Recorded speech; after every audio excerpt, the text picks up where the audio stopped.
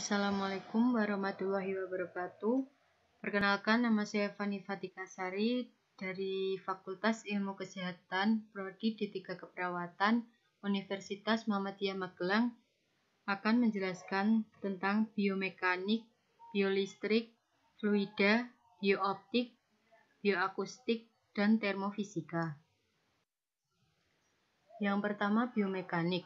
Biomekanik merupakan ilmu yang membahas aspek-aspek mekanik dari gerakan-gerakan tubuh manusia. Biomekanik adalah ilmu yang menggunakan hukum-hukum fisika dan konsep keteknikan untuk mempelajari gerakan yang dialami oleh beberapa segmen tubuh dan gaya-gaya yang terjadi pada bagian tubuh tersebut selama aktivitas normal. Saraf. Sistem saraf yaitu sistem organ yang mengkoordinasikan aktivitas otot, memonitor organ, menyusun dan memproses data yang diterima dari indera dan melalui tindakan. Sistem saraf manusia mengkoordinasikan fungsi dirinya dan semua sistem organ termasuk terapi. Tulang. Tulang pada tubuh manusia berjumlah sekitar 206 tulang. Kandungan air pada tulang membentuk sekitar 25-30% dari berat total tulang. Unsur utama tulang adalah kalsium karbonat, kalsium fosfat, kolagen, dan air. Kolagen merupakan protein yang dapat memberikan fleksibilitas pada tulang dan kekuatan regangan. Otot. Otot merupakan jaringan aktif karena otot mampu secara aktif mengembangkan ketegangan atau berkontraksi. Ada sekitar 434 otot sketel pada tubuh manusia yang membentuk 40-45% dari berat tubuh sebagai besar orang dewasa. 2. Biolistrik. Biolistrik adalah daya listrik hidup yang terdiri dari pancaran elektron-elektron yang keluar dari setiap titik tubuh atau titik energi dan muncul akibat adanya rangsangan penginderaan. Gerak berhubungan dengan adanya energi yang terdapat dalam tubuh makhluk hidup yang bersumber dari ATP atau adenosis triphosphate yang dihasilkan oleh mitokondria dalam proses respirasi sel. Biolistrik juga merupakan fenomena sel. Kemampuan sel saraf atau neurons menghantarkan isyarat biolistrik sangat penting.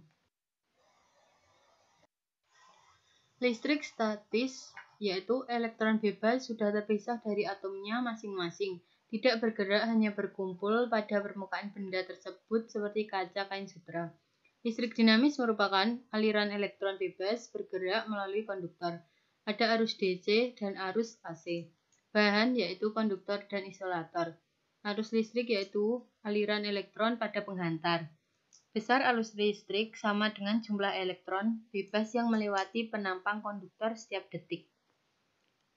Hukum dalam biolistrik yaitu ada hukum Ohm dan hukum Joule.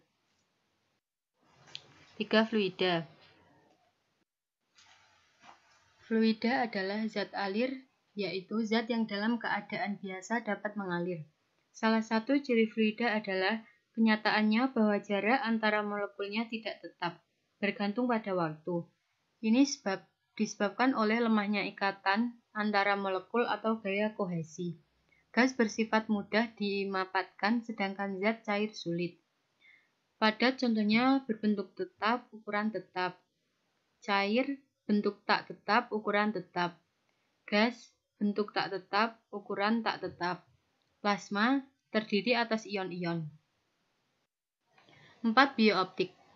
Menilik kata biooptik tersusun atas kata bio dan optik. Bio berkaitan dengan makhluk hidup atau zat hidup atau bagian tertentu dari makhluk hidup. Sedangkan optik dikenal sebagai bagian ilmu fisika yang berkaitan dengan cahaya atau berkas sinar. Bagian-bagian mata, yang pertama kornea, merupakan selaput kuat yang tembus cahaya dan berfungsi sebagai pelindung bagian dalam bola mata. 2. Iris, merupakan selaput berbentuk lingkaran yang menyebabkan mata dapat membedakan warna.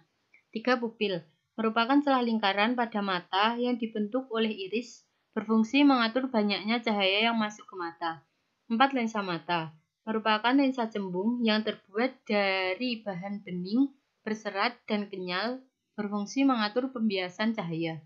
5. Retina, merupakan lapisan yang paling ujung saraf yang sangat peka terhadap cahaya, berfungsi menangkap bayangan yang dibentuk oleh lensa mata. 6. Aqueous humor merupakan cairan mata.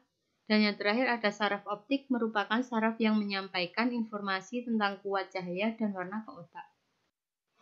Jenis-jenis mata. Mata normal, sering disebut juga mata emetrop, memiliki titik dekat 25 cm dan titik jauh tak terhingga. 2. Rabun jauh atau miopi, disebut juga mata terang dekat, memiliki titik dekat kurang dari 25 cm dan titik jauh pada jarak tertentu. 3. Rabun dekat, memiliki titik dekat lebih dari 25 cm dan titik jauhnya pada jarak tak terhingga. 4. Mata tua atau presbiopi, disebabkan oleh daya akomodasi yang berkurang akibat bertambah usia. Titik dekatnya lebih dari 25 cm dan titik jauhnya hanya pada titik tertentu. 5. Astigmatisme, disebabkan oleh kornea mata yang tidak berbentuk sferis tapi lebih melengkung pada satu sisi daripada sisi yang lain. Akibatnya sebuah titik akan difokuskan sebagai garis pendek. Dan yang terakhir ada mata campuran, dapat ditolong dengan kacamata berlensa, rangkap atau bifokal. Yang kelima, bioakustik. Akustik membahas semua hal yang berhubungan dengan bunyi. Bahasan bioakustik yaitu proses pendengaran dan instrumen bunyi. Gelombang merupakan getaran. Istilah-istilah gelombang ada amplitudo, panjang gelombang, waktu periode, frekuensi, dan cepat rambat gelombang. Terjadinya bunyi yaitu sumber getar, medium, dan pendengaran. Berdasarkan frekuensi bunyi dibagi menjadi 3. Yang pertama infrasonik, frekuensi di bawah 20 Hz, contohnya getaran gempa dan tanah longsor. 2. Audiosonik, frekuensi 20-20 ribu Hz, suara pembicara, suara lonceng, dan lain-lain. Yang ketiga ultrasonik, frekuensi di atas 20.000 Hz, contohnya getaran magnet listrik, getaran kristal, dan lain-lain. Sifat gelombang bunyi dapat dipantulkan, dapat diserap, dan dapat diteruskan. Reseptor bunyi adalah telinga. Otak mengumpulkan dan menyatukan informasi. Telinga manusia normal mampu mendeteksi bunyi antara 20-20.000 Hz dengan sensitivitas tertinggi kisaran 2.000-5.500 Hz. Yang keenam, termofisika. Bahasa Yunani termos, panas, and dinamik, perubahan adalah fisika, energi, panas, kerja, entropi, dan kespontanan proses. Pada sistem di mana terjadi proses perubahan wujud atau pertukaran energi. Suhu atau temperatur benda adalah besaran yang menyatakan derajat panas suhu tubuh. Termometer adalah alat untuk mengukur suhu atau benda. Ada 3 jenis sistem berdasarkan jenis pertukaran yang terjadi antara sistem dan lingkungan. Yang pertama sistem terisolasi, tak terjadi pertukaran panas benda atau kerja dengan lingkungan. 2. Sistem tertutup, terjadi pertukaran energi tetapi tidak terjadi pertukaran benda dengan lingkungan. 3. Sistem terbuka, terjadi pertukaran energi dan benda dengan lingkungannya.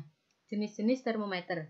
Yang pertama termometer zat cair, termometer bimetal, termometer hambatan, termometer gas, termokopel, yang terakhir pirometer. Kalor adalah energi yang berpindah dari benda yang suhunya lebih tinggi ke benda yang suhunya rendah ketika kedua benda bersentuhan. Besaran kalor yang diperlukan untuk menaikkan suhu suatu zat berbanding dengan massa zat itu dan kenaikan suhunya. Sekian dari saya, kurang lebihnya mohon maaf. Wassalamualaikum warahmatullahi wabarakatuh.